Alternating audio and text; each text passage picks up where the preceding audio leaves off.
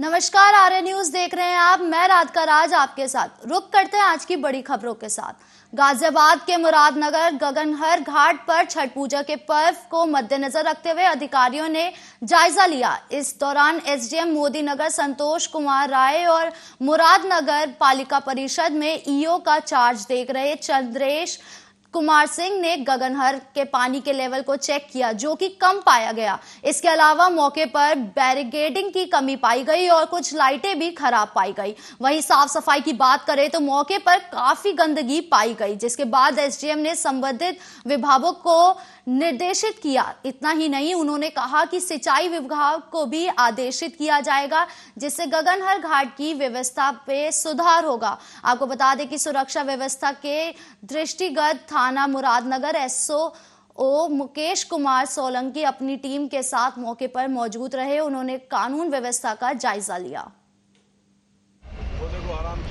पानी का लेवल कम है और अभी बैरिकेडिंग्स नहीं हुई हैं, उसके लिए सिंचाई विभाग को निर्देशित किया जाएगा। पहले बात हो चुकी है, कल पानी इसमें आ गया था, लेकिन आज बढ़ गया आगे, तो उनसे कहा जाएगा दोबारा कि थोड़ा पानी का लेवल बढ़ाएं। उसके अलावा बैरिकेडिंग और सुरक्षा व्यवस्था कराएं। साफ सफाई के लिए ईओ साहब हमारे साथ ही हैं, एसीएम साहब, वो लगातार निगाह रखे हुए हैं जी। और पुलिस व्यवस्था भी है सुरक्षा व्यवस्था के लिए। एसीपी साहब ने पहले हमारे साथ दौरा किया था, आज एसओ हमारे साथ हैं। तो हमारा प्रयास निरंतर जारी है कि बेहतर सुविधाएं श्रद्धालुओं को।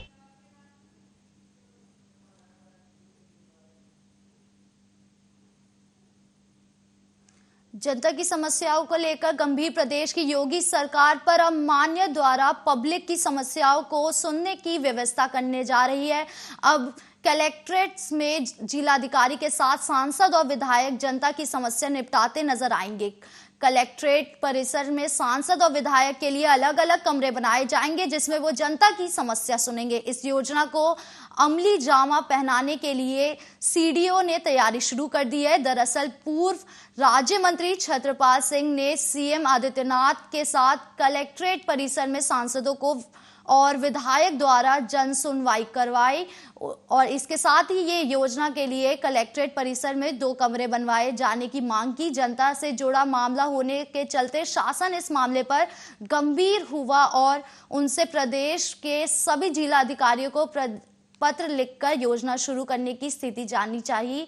रायबरेली की सीडीओ पूजा यादव ने भी इस योजना को मूर्त रूप से देने के लिए सांसद और विधायक को पत्र लिखने की प्रक्रिया शुरू कर दी है।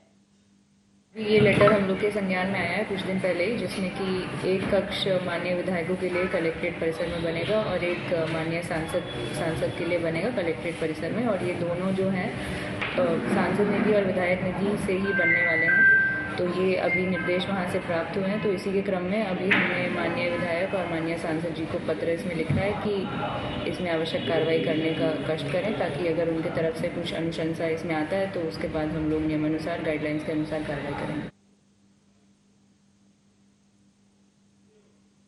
उत्तरकाशी सुरंग दुर्घटना के बाद बचाव अभियान अभी भी जारी है। सुरंग का एक हिस्सा टूटने और मलबा गिरने से 40 मजदूर अंदर फंसे हुए हैं। उत्तरकाशी सुरंग दुर्घटना के बाद बचाव अभियान अब भी जारी हुआ और सुरंग के मुख्य द्वार पर बने एक मंदिर में पूजा की जा रही है। 12 नवंबर को उत्तरकाशी में सिलकियारा सुरंग का एक हिस्सा टूटने और मलबा गिरने से 40 मजदूर अंदर फंसे हुए हैं।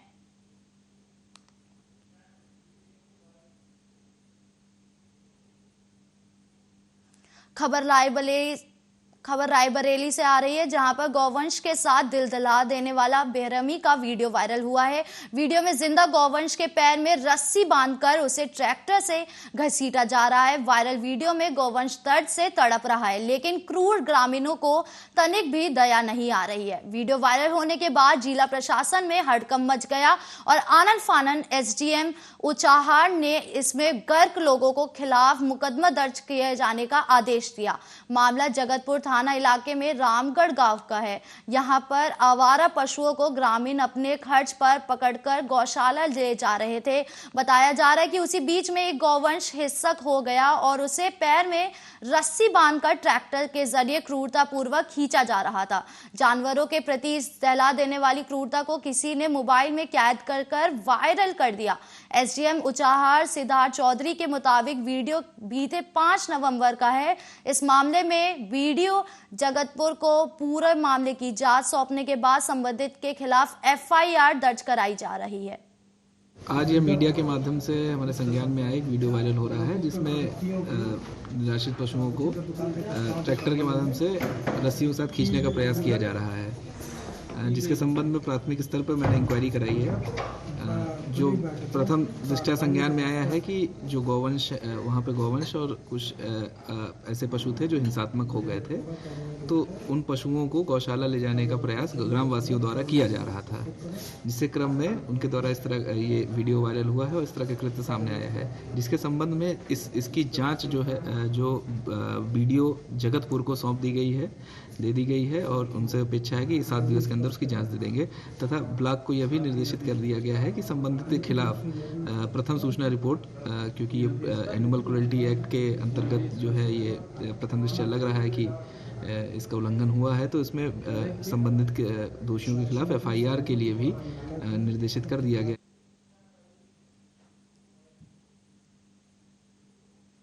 जनपद गोरखपुर में रेलवे ने नहाय खाए से सूर्य होने वाला महापर्व छठ पूजा को मद्देनजर रखते हुए यात्रियों के लिए एक विशेष अभियान का शुरुआत किया।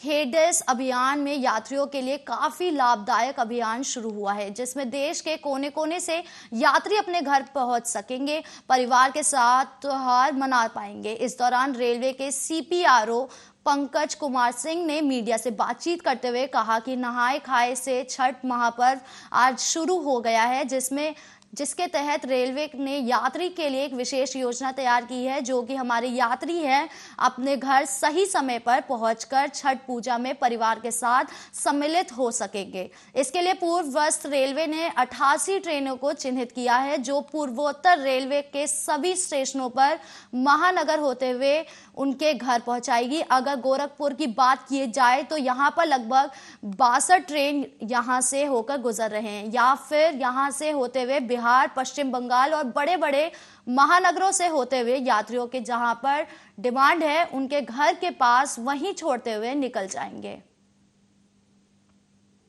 सबसे पहले छठ पर्व की बहुत बहुत बधाई एवं शुभकामनाएं। आज नहाए खाए से छठ पर्व शुरू हो गया है और इसको ध्यान में रखते हुए रेलवे ने विशेष व्यवस्थाएं की हैं, जिससे कि जो हमारे यात्री हैं वो अपने जहां पे रह रहे हैं वहां से अपने घर तक पहुंच सकें, जिससे उनका छठ भी अच्छा हो सके, शुभ हो सके। और इसके लिए पूर्वोत्तर रेलवे ने अभी तक कुल 88 ट्रेनें नोटिफाई की हैं, जो पूर्वोत्तर रेलवे के अलग अलग स्टेशनों से सभी महानगरों को लगभग कनेक्ट कर रही हैं, जहां से भी यात्रियों की डिमांड है। गोरखपुर की बात करें तो गोरखपुर से लगभग 62 ट्रेनें ऐसी हैं जो या तो यहाँ से चल रही हैं या फिर यहाँ से होकर जा रही हैं, जो बिहार बाउंड ट्रेनें भी हैं इनमें से, और महानगरों को भी जोड़ रही हैं, जिससे कि यात्री अपने घर तक पहुँच सकें और पर्व सही।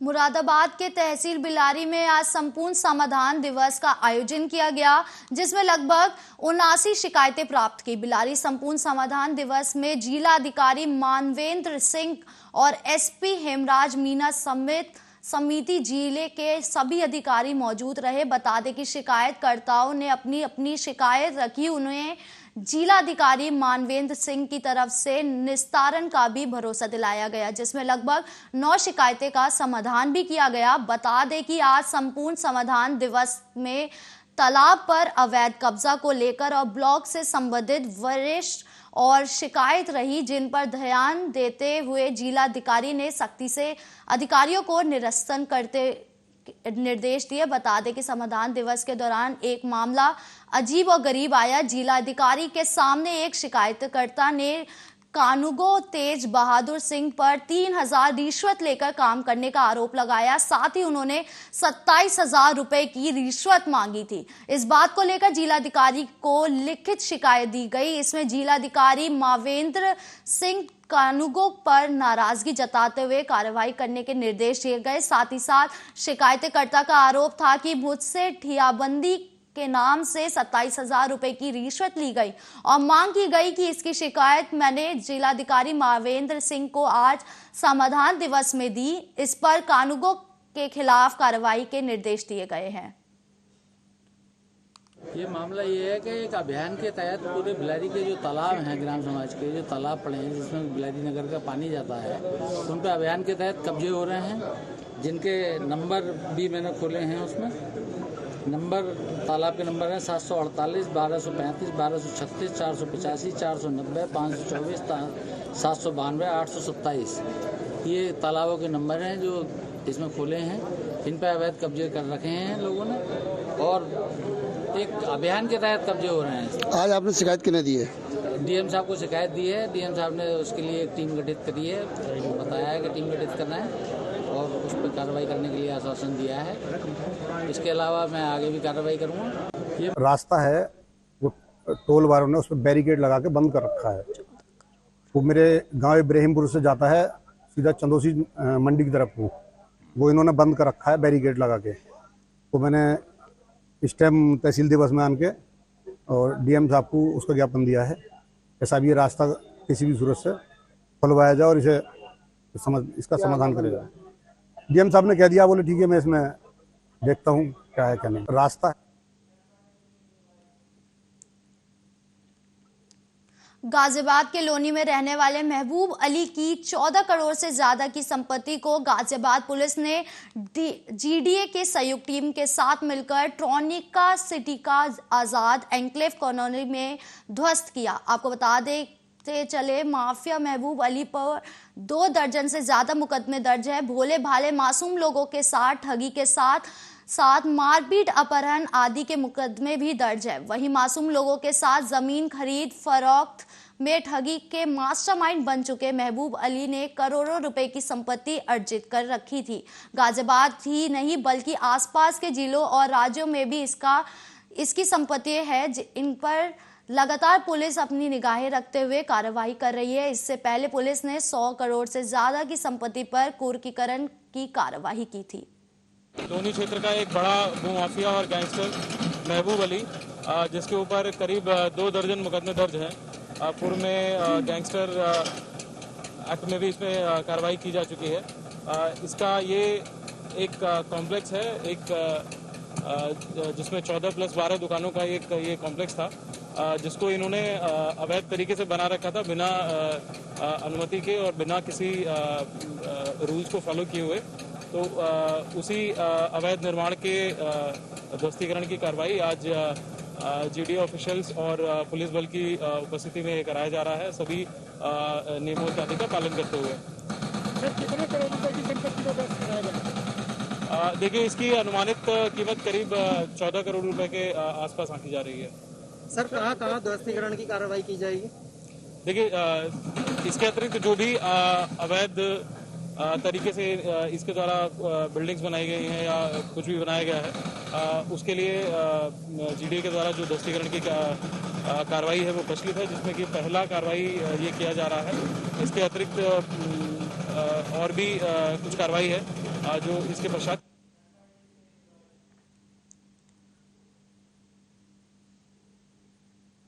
महोबा शहर के कोतवाली इलाके में टूटी शादी। दरअसल युवक की थर्मल पावर प्लांट परीक्षा की जूनियर इंजीनियर से 2 दिसंबर को शादी तय हुई थी, जिसके बाद अधिशासी अधिकारी ने शादी के तारीख तय होने के बाद शादी से इनकार कर दिया। वहीं पीड़ित युवती ने घर में घुसकर मारपीट किया, साथ ही जान से मारने की धमकी दी और वहीं 50 लाख की नकदी दहेज के रूप में मांगने का भी आरोप लगाया, जिसके बाद अधिशासी अधिकारी संजीव कुमार पर मुकदमा दर्ज हुआ और साथ ही झांसी जनपद के नगर पालिका में तैनात ईओ सहित 10 लोगों पर केस दर्ज हुआ।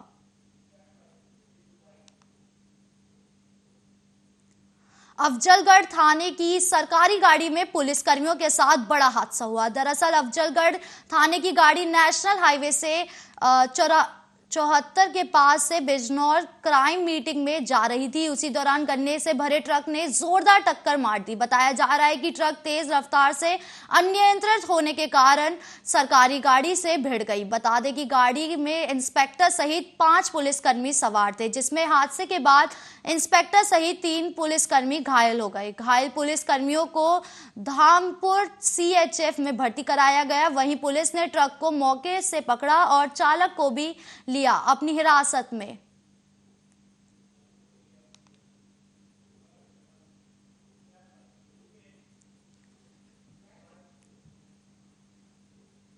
भारत और ऑस्ट्रेलिया के बीच ICC वर्ल्ड कप का फाइनल मैच अहमदाबाद के नरेंद्र मोदी स्टेडियम में खेला जा रहा है। इस रोमांचक मुकाबले को देखने के लिए PM मोदी भी, उनके साथ गृह मंत्री शाह भी मौजूद रहेंगे। ऑस्ट्रेलिया के प्रधानमंत्री एंथोनी एल्बनीज और डिप्टी PM रिचर्ड मार्ल्स को भी वर्ल्ड कप फाइनल का मैच देखने के लिए न्योता भेजा गया था।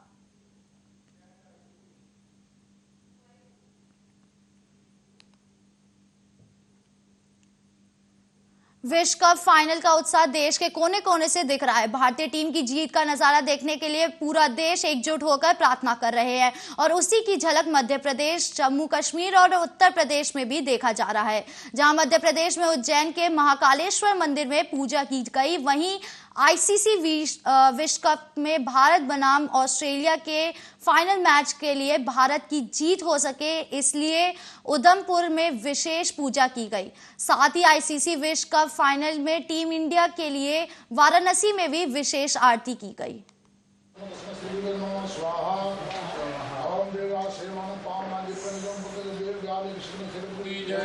सत्य सनातन धर्म की जय हो। क्रिकेट विश्व कप में भारत बनाम ऑस्ट्रेलिया के फाइनल मैच के लिए भारतीय रेलवे की स्पेशल वंदे भारत ट्रेन रविवार सुबह मुंबई सेंट्रल रेलवे स्टेशन से अहमदाबाद के लिए रवाना हो गई। ट्रेन नंबर 09035 आज यानी रविवार 19 नवंबर को मुंबई सेंट्रल से सुबह 5:15 बजे रवाना हुई, जो सुबह 10:40 पर अहमदाबाद पहुंच जाएगी। इस दौरान एक क्रिकेट फैन हार्दिक गंगागर मीडिया से बातचीत करते हुए कहते हैं कि हम सभी आज अहमदाबाद में फाइनल मैच देखने जा रहे हैं। आशा करते हैं कि आज जीतेंगे और सभी लोग का अच्छा समय बीतेगा।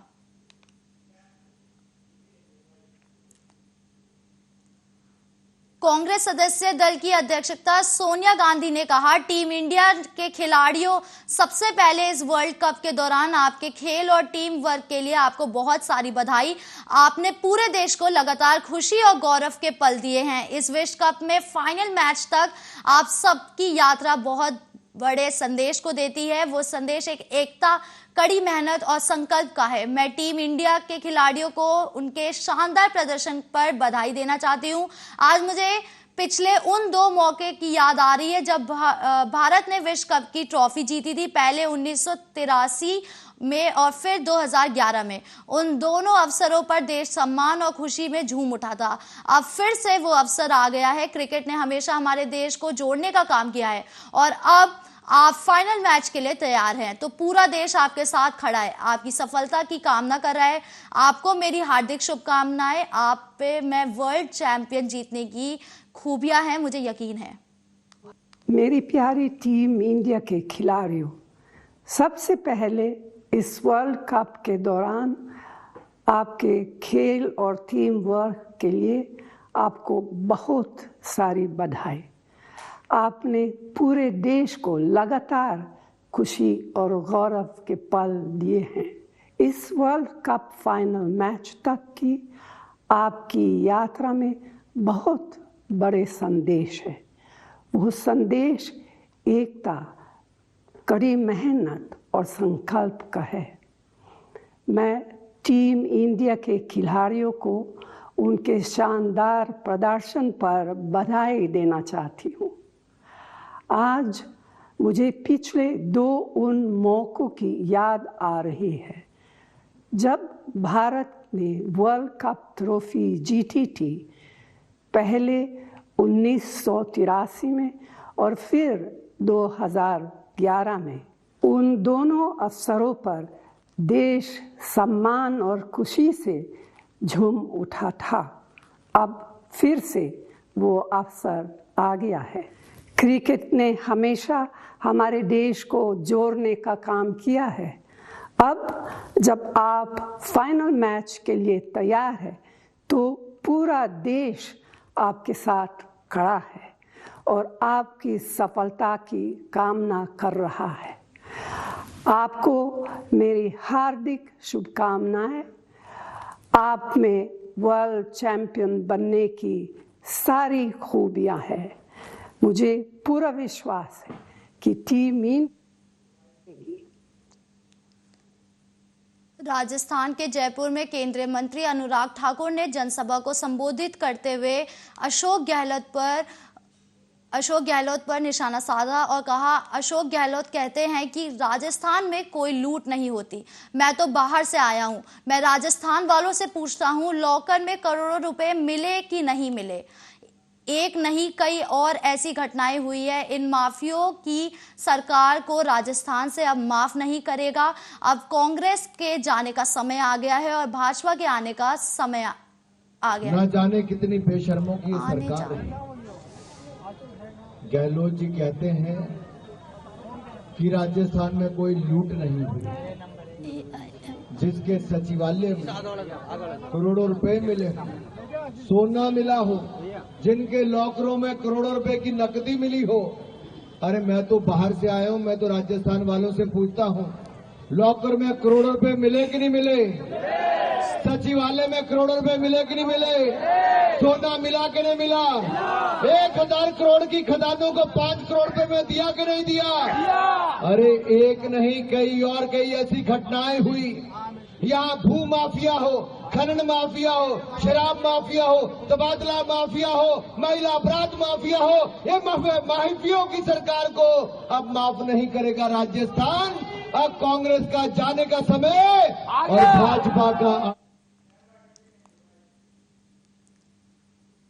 हैदराबाद में एआईएमआईएम प्रमुख ओवैसी ने अमित शाह पर निशाना साधते हुए कहा, आज अमित शाह कर रहे हैं कि भाजपा का मौका मिला तो मुसलमानों का आरक्षण हटा देंगे। मैं बता दूं कि हर मुसलमान को आरक्षण नहीं मिलता, सिर्फ पिछड़े जाति वाले मुसलमानों को ही 4% मिलता है। अमित शाह हिंदू भाइयों में नफरत पैदा करने के लिए कर रहे हैं कि हर मुसलमान को मिलता है।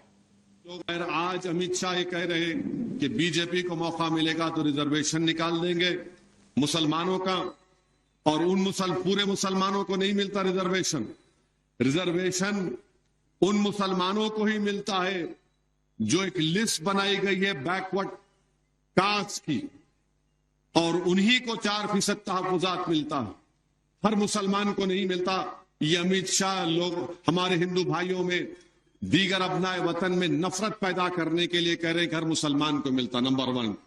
दूसरा, हमारी बैकवर्डनेस का जो बैकवर्ड मुसलमानों के बैकवर्ड क्लास है, कास्ट है, उनकी पसमानदगी की बुनियाद पर मिलता है, मजहब की बुनियाद पर नहीं मिलता। वो समाजी तौर पर और तालीमी तौर पर जो पसमानदा है उसकी रिपोर्ट है, कृष्णन साहब ने रिपोर्ट बनाई थी, उस पर मिलता है। तो रिजर्वेशन को निकालने का मतलब यह है कि जो गरीब और पसमानदा और तालीमी तौर पर वो मुसलमान जो इस बैकवर्ड क्लास में आते हैं उनको रोजगार से महरूम कर देना। आज भारतीय टीम काफी बधाइयां बटोर रही है और इसी में आईसीसी विश्व कप को लेकर अभिनेता सोनू सूद ने कहा, अग्रिम बधाई टीम इंडिया। मुझे पता है कि जब ऐसे शानदार खिलाड़ी फाइनल में आते हैं तो जीत निश्चित है। पूरा देश 140 करोड़ लोग आपकी जीत के लिए प्रार्थना कर रहे हैं। सच्चे दिल से की गई प्रार्थना खाली नहीं जाती। टीम इंडिया शुभकामनाएं। टीम इंडिया एडवांस में कंग्रेचुलेशंस। कल फतेह होना बड़ा जरूरी है और मुझे पता है कि वर्ल्ड कप फाइनल में जब हिंदुस्तान के इतने कमाल के खिलाड़ी आते हैं तो जीतना लाजमी है। तो पूरा देश 150 करोड़ लोग आप लोगों के लिए दुआ मांग रहे हैं। इन दुआ कभी खाली नहीं जाती जो दिल से मानी जाती है। Team India all the best to Virat भाई, रोहित भाई and every single individual. Shami भाई कल साथ में 8 विकेट्स लेना है।